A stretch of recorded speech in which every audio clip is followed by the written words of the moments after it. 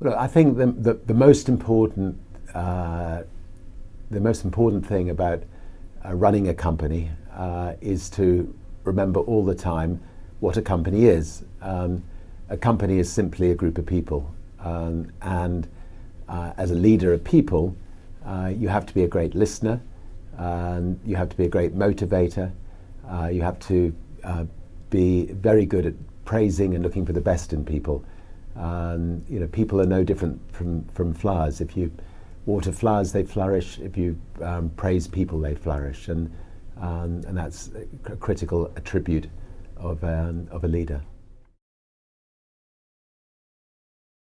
There is a very thin dividing line between success and failure. Most people who set up in business without financial backing, they fail at some times in their lives.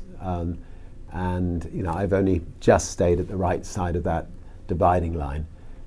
For instance, just after we had a record company, I was fed up flying on other people's airlines. I felt that the experience of flying on other people's airlines was an unpleasant one, and I decided to set up an airline. Our bank went into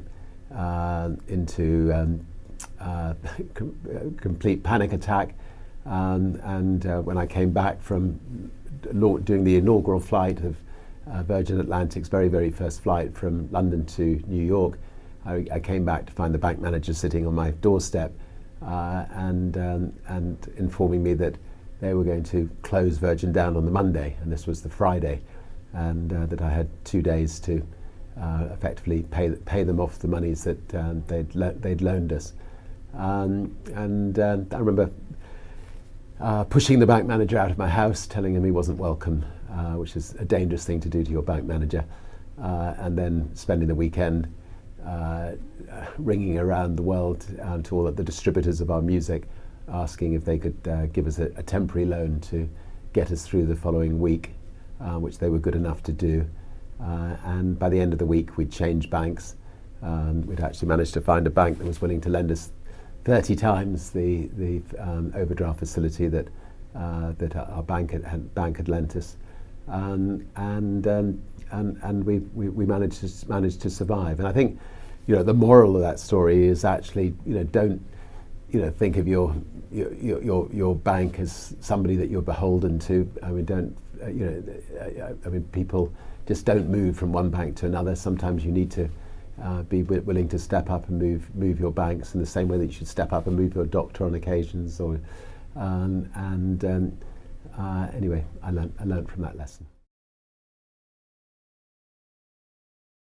Virgin does work very well without me. I mean, I used myself to build the brand, to build the sort of 300 or 400 companies around the world. But I also learnt the art of delegation. I have a fantastic team of people who run the Virgin companies, give them a lot of freedom to run the companies as if they were their own companies, give them the freedom to make mistakes. And the Virgin brand is now maybe one of the top 20 brands in the world, well respected.